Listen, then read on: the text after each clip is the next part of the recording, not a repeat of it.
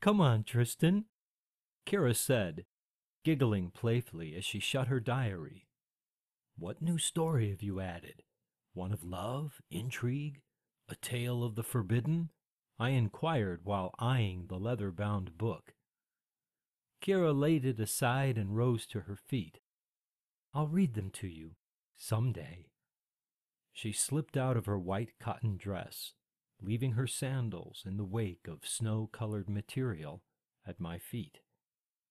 I leaned my back against the trunk of the tree, pretending to rest, but in truth, rest was the furthest thing from my mind.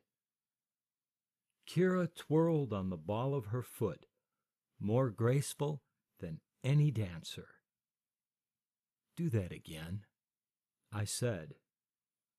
The sun broke through the leaves on the trees and set her long raven tresses into brilliant highlights that shimmered in deepened shades of blue-black. I couldn't take my eyes off her. She alone encapsulated perfection, with her small, pert breasts slightly covered by her long hair, and when she moved, the gumdrop point of a pale pink nipple peeked through some of the strands. She raised her arms above her head, giving me a full view of her extended frame, and did something of a provocative pirouette before turning to face the pond. Her slender waist gave way to rounded hips that swayed seductively as she tiptoed, nude, toward the edge of the water. She stuck one toe in and looked at me over her slim shoulder. Her jewel green eyes penetrated my soul.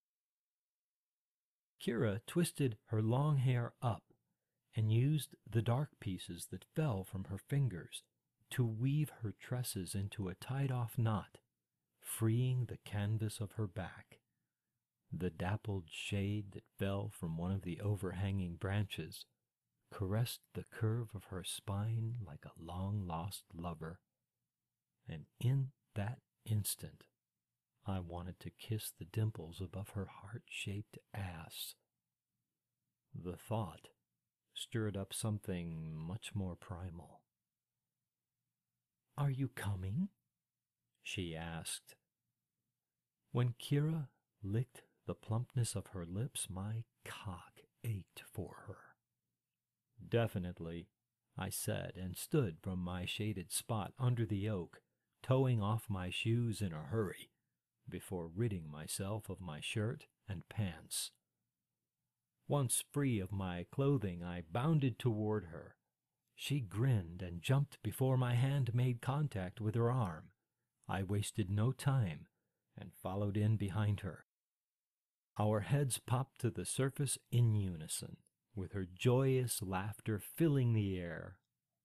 I bet you can't catch me, she taunted in a cutesy voice before diving beneath the murky pool. I studied the trail of bubbles and waves she made, guessing where she might come up, then made my way onto the grassy bank, crossed over a plank bridge, and hopped into the water off the south bank. When she resurfaced, I snatched her up. Got you, I said, and placed a kiss to her lips. She wiggled. Her moist mouth left mine. No fair, Tristan. You were supposed to swim and catch me, not cheat and wait until I ran out of air. You never outlined the rules, and besides, I play to win. Kira shook her head. Water rolled along her nose, over her parted lips, and down her chin, before the wandering drop found its home in the pond. I know you do, she said, rubbing her nose against mine. That's one of the things I love about you. What else do you love about me? I'm not telling.